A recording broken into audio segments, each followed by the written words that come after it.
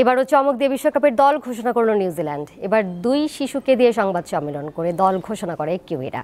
দুর্দান্ত এই পরিকল্পনাটি এরই মধ্যে বিশ্বজুড়ে কেবল প্রশংসাই কুড়ায়নি, বরং নেট দুনিয়ায় হয়ে গেছে ভাইরাল।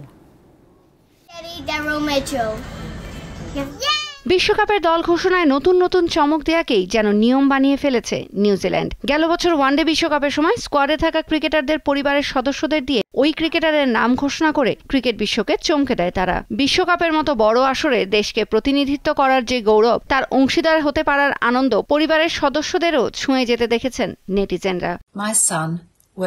এবারও ব্যতিক্রম হল না এনজেডসি। আসন্ন টি-20 বিশ্বকাপের দল ঘোষণার শেষ দিন 1 মে। তার দুদিন আগেই নিজেদের 15 সদস্যের চূড়ান্ত দল দিল কিউইরা। এবার সে ঘোষণা হয়েছে আনুষ্ঠানিক সংবাদ সম্মেলন করে। তবে সেখানে তাদের নির্বাচক প্যানেল নন, উপস্থিত ছিল 2 শিশু। মাতিলদা আর অ্যাগনাস নামের এই 2 শিশু বেশ গাম্ভীর্য নিয়ে ঘোষণা করেছে নাম। শেষে আবার জানতে চেয়েছে সাংবাদিকদের কোনো প্রশ্ন আছে কিনা।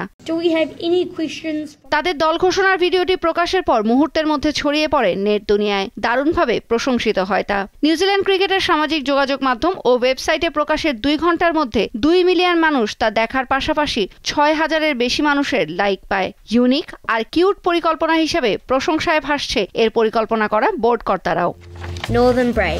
এদিকে একই দিন স্বল্প সময়ের ব্যবধানে নিজেদের বিশ্বকাপ জার্সিও উন্মোচন করে কিউইরা। তাদের 1999 বিশ্বকাপের জার্সির আদলে করা এবারের জার্সিটিও এরই মধ্যে বেশ প্রশংসা কুড়িয়েছে।